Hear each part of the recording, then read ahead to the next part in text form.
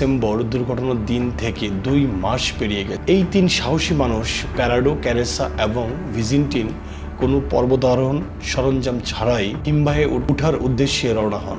একমাত্র নিশ্চিত বিষয় ছিল পশ্চিমে ছিল চিলি। পশ্চিম দিক থেকে যাওয়া মানে ছিল প্রথমে পর্বতে উঠতে হবে, তারপর নামতে হবে। তারা এখনো বিশ্বাস করছিলেন তারা মাত্র কয়েক কিলোমিটার দূরেই আছে, তাই তারা আশা করেছিলেন 2-3 দিন হাঁটার সাহায্যে পেয়ে যাবে। তারা 3 দিনের জন্য মাংস সংগ্রহ করে রওনা হন। তুমি কল্পনা করতে পারো, কোনো দক্ষতা ছাড়াই, কোনো প্রশিক্ষণ ছাড়াই তুমি যেন একটা শিশু।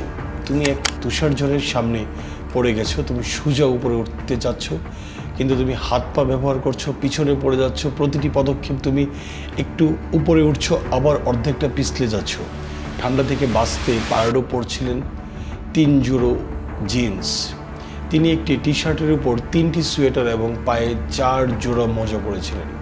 তিনি মোজার উপর প্লাস্টিকের শপিং ব্যাগও পরেছিলেন। ঠান্ডাটা ছিল অসহনীয়। তাদের কাছে কোনো প্রযুক্তিগত সরঞ্জাম, মানচিত্র, কম্পাস, এমনকি পর্বতারোহণের অভিজ্ঞতাও ছিল না। এবং এই উচ্চতায় বাতাসও পাতলা হয়ে যায়, অক্সিজেনের অভাব অনুভূত হয়। তবুও তারা পাহাড়ের দিকে এগিয়ে যেত। তারা যে স্লিপিং ব্যাগ বানিয়েছিলেন তা রাতে কাজে দিনে ধীরে ধীরে তারা হাঁটছিলেন। 3 জনেই সেই একটি স্লিপিং ব্যাগে যতটা সম্ভব কাছাকাছি গিয়ে ঘুমাতেন। সূর্য উঠলেই তারা হাঁটা শুরু করতেন। ধীরে ধীরে তারা একসাথে এগিয়ে চলেন। দ্বিতীয় দিন, তৃতীয় দিন এবং চতুর্থ দিনের সকালে তারা বুঝতে পারেন তাদের অনুমান ছিল একেবারেই ভুল। সামনে তাকিয়ে তারা তাদের যাত্রার কোনো শেষ খুঁজে পাচ্ছিলেন না। তাদের কাছে খাবার প্রায় কিছুই ছিল না। তাই ভিজিন্টিন সিদ্ধান্ত নেন তিনি দুর্ঘটনাস্থলে ফিরে যাবেন এবং বাকি 2 জন সামনে এগিয়ে যাবেন, যাতে কম খাবার লাগে। 15 ডিসেম্বর ভিজিন্টিন ফিরে যাওয়া শুরু করেন, যেটি সহজ ছিল কারণ পুরো পথই নিচের দিকে ছিল। তিনি একটি বিমানের সিটকে স্লেজ হিসেবে ব্যবহার করেন এবং 1 ঘন্টার মধ্যেই তিনি দুর্ঘটনাস্থলে পৌঁছে যান। 3 দিন নিয়েছিলেন সেটি নামতে, তার মাত্র 1 ঘন্টা লেগেছিল। প্যারাডো এবং ক্যারেসা পাহাড়ে উঠতে থাকেন।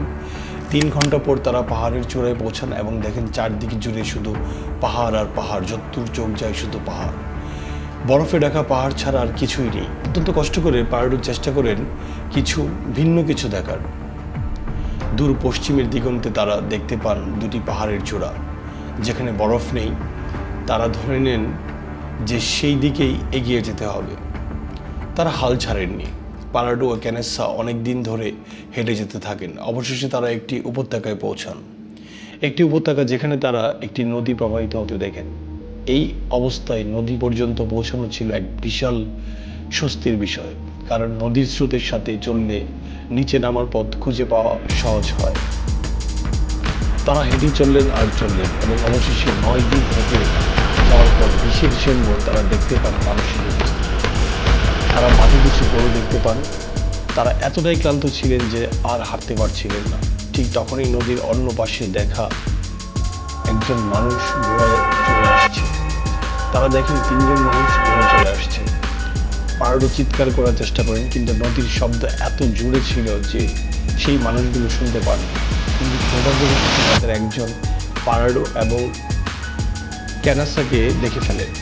তিনি তাদের দিকে তাকান এবং চিৎকার করে জবাব দেন, আগামীকাল। তিনি বলেন তিনি পরদিন ফিরে আসবেন।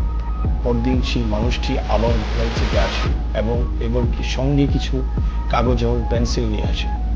তিনি কাগজ ও পেন্সিল একটি সুতোয় বেঁধে একটি পাথরের সঙ্গে বেঁধে দেন এবং সেটি নদীর ওপারে ছুঁড়ে দেন। প্রথমবারের মতো প্যারাডোর সুযোগ